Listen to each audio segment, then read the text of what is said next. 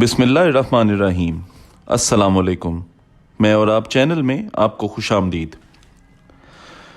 नाजरीन, पाकिस्तान में पिछले 76 सालों में जहां सियासतदानों ने मुल्क को नुकसान पहुंचाने में कोई कसर नहीं छोड़ी, वहां इस धरती ने ऐसे ऐसे सपूत भी पैदा किए हैं जिन्होंने पाकिस्तान की इज्जत और वक़ार के लिए अपने आप को वक्फ कर दिया।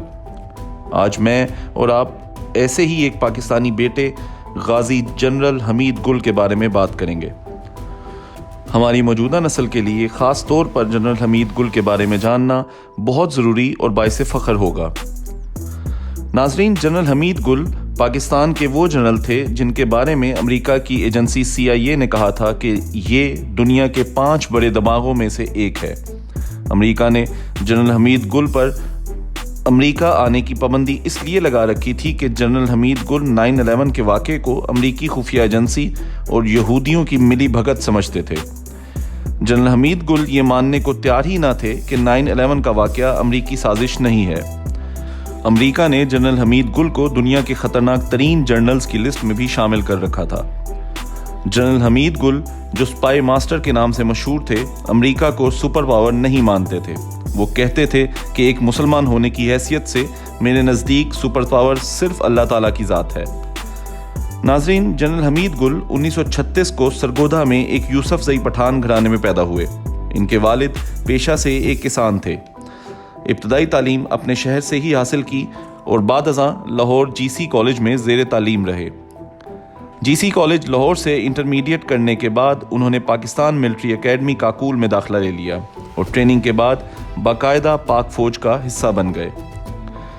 जनरल हमीद गुल को पाक फ़ौज की तारीख के सबसे कम उम्र लेफ्टिनेंट जनरल होने का एजाज़ भी हासिल है।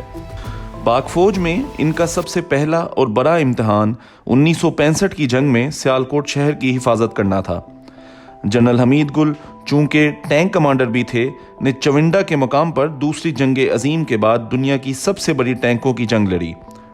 तादाद की बात करें तो इंडिया ने तकरीबन 600 टैंकों के साथ हमला किया और जवाबन हमीद गुल की क़यादत में 100 से 130 पाकिस्तानी टैंकों ने इंडियन टैंकों का मुकाबला किया और आपकी क़यादत में चविंडा को इंडियन टैंकों का कब्रिस्तान बना दिया। इस जंग में भारत का सबसे बेहतरीन टैंक ब्लैक एलिफेंट भी पाकिस्तान के कब्जे में आ गया। 1971 में भी मगरबी पाकिस्तान के महाज पर बहादुरी से मुल्क का दिफा करते रहे। जनरल हमीद गुल 1972 में बटालियन कमांडर के रैंक पर प्रमोट हुए। 1978 में ब्रिगेडियर के रैंक पर प्रमोट हुए। जब जनरल हमीद गुल ब्रिगेडियर बने तो उन्होंने बरतानिया में द रॉयल मिलिट्री एकेडमी में मिलिट्री कोर्स करने से ये कहकर इनकार कर दिया कि अंग्रेज़ कौन होता है मुझे जंग सिखाने वाला। वतन का दिफा अपनी मिट्टी के जिस फहम से आता है वो मेरे खून में है। जनरल हमीद गुल की जहानत का अंदाज़ा इस बात से लगाया जा सकता है कि जब वो मेजर थे तो उनकी वॉर स्ट्रेटजी कर्नल रैंक को पढ़ाई जाती थी। जनरल ज़ियाउल हक ने हमीद गुल की जहानत को देखते हुए इन्हें डायरेक्ट DGMI प्रमोट कर दिया। जब हमीद गुल अपने ओहदे का चार्ज संभालने रावलपिंडी पहुंचे तो उनकी हिफाजत के लिए 10th कॉर्प्स के दस्ते पहुंचे और उनको घेरे में लेना चाहा तो जनरल हमीद गुल ने कहा, तुम्हें तुम्हारी माओ ने वतन की हिफाजत के लिए पैदा किया है, हमीद गुल की हिफाजत के लिए नहीं, और ये कहकर सबको वापस भेज दिया और जब तक आर्मी में रहे कभी अपनी हिफाजत के लिए गार्ड्स की खिदमत हासिल ना की। जब ज़ियाउल हक ने 1987 में आपको जनरल अख्तर अब्दुर्रहमान की जगह DG ISI बनाया तो उन्होंने जनरल आसिफ नवाज और जनरल अख्तर के साथ मिलकर उस वक्त की सुपर पावर सोवियत यूनियन को तोड़ने का फैसला किया, जो पाकिस्तान के मगरबी बॉर्डर तक पहुंच चुका था और गर्म पानियों तक रसाई के लिए हमले की तैयारी कर रहा था। जनरल हमीद गुल ने रूस के नक्शे पर कुछ लाइनें खींची और बताया कि रूस यहाँ से टूटेगा, और फिर दुनिया ने देखा कि रूस के वैसे ही टुकड़े हो गए। रात के अंधेरे में पाकिस्तानी हेलीकॉप्टर तोपों को अफगानिस्तान लेकर जाते और बमबारी करने के बाद सुबह वापस ले आते। इसी तरह रूस ना सिर्फ अफगानिस्तान से भागा बल्कि उसके 6 टुकड़े होकर 6 मुस्लिम रियासतें भी मार्ज़े वजूद में आ गईं। इसी वजह से जर्मन एम्बेसडर ने जनरल हमीद गुल को बर्लिन वॉल का एक टुकड़ा तोहफे में दिया था। जनरल हमीद गुल का ड्रॉ किया हुआ रशिया का वो नक्शा आज भी पाकिस्तान मिलिट्री एकेडमी में मौजूद है। 1988 में जनरल ज़ियाउल हक और जनरल अख्तर त्यारा हादसा में शहीद हो गए और जनरल असलम बेग को आर्मी चीफ बना दिया गया। इसी दौरान बेनज़ीर पाकिस्तान की पहली खातून प्राइम मिनिस्टर बनी।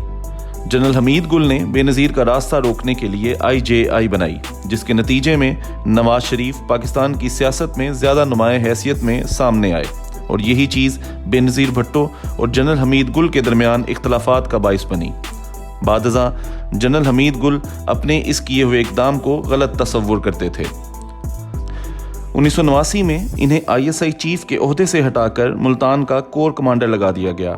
इसके बाद जब जनरल हमीद गुल को आर्मी चीफ बनाने की बजाय हैवी इंडस्ट्री टेक्सला में तैनात किया गया तो जनरल हमीद गुल ने आर्मी से ये कहकर इस्तीफ़ा दे दिया कि मैं टैंक चलाने के लिए बना हूँ, टैंक बनाने के लिए नहीं। जनरल आसिफ नवाज ने इन्हें समझाने की बहुत कोशिश की, लेकिन उन्होंने कहा कि एक मैदान का सिपाही किसी कंपनी का मैनेजर नहीं बन सकता।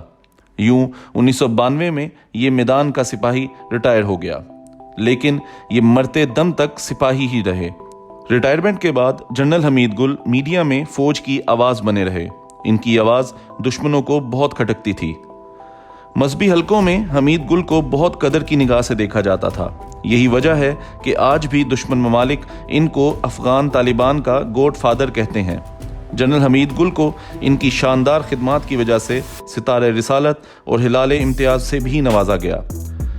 जनरल हमीद गुल जब DG ISI थे तो अमेरिकन एम्बेसडर इनसे मिलने आता था तो इनके दफ्तर के बाहर इंतज़ार किया करता था और जनरल साहब उसे जानबूझकर ज़्यादा इंतज़ार करवाते थे। जब भी अमेरिका इनसे कोई गलत काम करने को कहता तो हमीद गुल कहते, मैं पाक फौज का मुलाजिम हूँ, अमेरिका का नहीं। 9/11 के धमाकों को हमेशा अमेरिका के खुफिया इदारों की इनसाइड जॉब कहा करते थे और एक जुमला अक्सर दोहराया करते थे कि 9/11 एक बहाना है, अफगानिस्तान ठिकाना है और पाकिस्तान असल निशाना है। नाजरीन, जनरल हमीद गुल ने अपनी मौत से पहले कुछ ऐसी पेशनगोइयां की जो बाद में सच साबित हुईं। जनरल साहब ने एक दफ़ा कहा कि ISI ने अमेरिका की मदद से रूस को अफगानिस्तान में शिकस्त दी और एक दिन ISI अमेरिका की मदद से अमेरिका को अफगानिस्तान में शिकस्त देगी और 2021 में इनकी ये बात अमेरिकी इनखला के साथ सच साबित हुई। जनरल साहब ने यह भी कहा था कि जब अमेरिका अफगानिस्तान से भागेगा तो सबसे पहले पाकिस्तान में रजीम चेंज ऑपरेशन करेगा, जो सच साबित हुआ। एक और हैरानकुन बात यह थी कि जनरल साहब ने इमरान खान को कहा था कि रेहाम खान से बच कर रहें, ये एक ब्रिटिश एजेंट है और ये आपको नुकसान पहुंचाएगी। और रेहाम खान और इमरान खान की शादी का अंजाम और बाद में रेहाम खान के इमरान खान पर इल्ज़ामात इस बात का सबूत हैं। जनरल साहब की कुल जायदाद 2 अदद प्लॉट और 56 एकड़ ज़रई ज़मीन थी जो रिटायरमेंट पर मिली थी। इसके अलावा उनकी मुल्क या बैरून मुल्क कोई जायदाद ना थी। जनरल हमीद गुल हमेशा पाकिस्तान और पाक फौज का दिफा करते रहे। वो ये कहते थे कि पाकिस्तान की तरक्की ब्रिटिश डेमोक्रेसी में नहीं बल्कि इस्लामी कवानीन की अमलदारी में है। इसीलिए वो अक्सर नौजवानों को कायद-ए-आज़म की 1 जुलाई 1948 की तकरीर सुनने का कहा करते थे, जिसमें उन्होंने पाकिस्तान को इस्लामी कवानीन के तहत चलाने पर जोर दिया था। इसके अलावा वो लियाकत अली खान की करारदाद मकासद पर 1949 की शानदार तकरीर को नौजवानों के लिए एक बेहतरीन डॉक्यूमेंट कहा करते थे, क्योंकि इन्हीं से नौजवान नस्ल जान पाएगी कि हमारे आबा हमसे क्या चाहते थे। भारत के लोग जनरल हमीद गुल को हमेशा हाजिर सर्विस जनरल ही समझते थे, जबकि अमेरिका ने इन्हें दुनिया के ख़तरनाक तरीन जर्नल्स की फहरिस्त में शामिल किया हुआ था और अमेरिका दाखिले पर पाबंदी लगा रखी थी। एक दफ़ा भारतीय सहाफ़ी ने हमीद गुल को अखंड भारत के लिए सबसे बड़ी रुकावट कहा था। इसके मुताबिक भारत में खालिस्तान की तहरीक और कश्मीर में जहाद इन्होंने ही शुरू करवाया था। जनरल हमीद गुल पाकिस्तान के वो सपूत थे जिन पर पूरी कौम फ़ख्र कर सकती है और हमारी हर आने वाली नस्ल उनसे पाकिस्तान की मोहब्बत का दर्स सीख सकती है। जनरल हमीद गुल 15 अगस्त 2015 को अपने खालिक हकीकी से जा मिले और कौम एक बेहतरीन सिपाही से महरूम हो गई। अल्लाह ताला उनके दर्जात को बुलंद करे, आमीन। अगर आपको हमारी ये कोशिश अच्छी लगी हो तो चैनल को लाइक और सब्सक्राइब ज़रूर कर दें। अल्लाह हाफ़िज़।